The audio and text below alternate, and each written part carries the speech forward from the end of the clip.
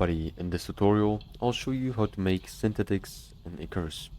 First of all, go to the tech tree, tier 5, and unlock the synthetics right here.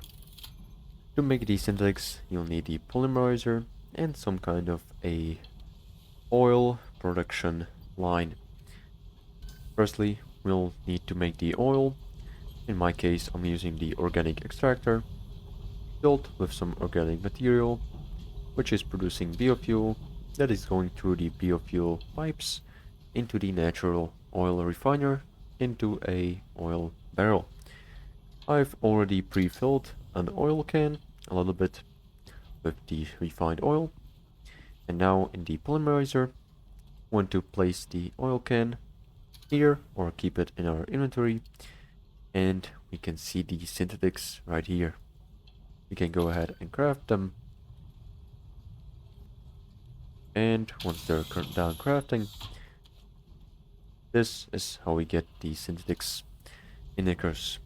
Make sure to like and subscribe if you found this helpful, and see you in the next one.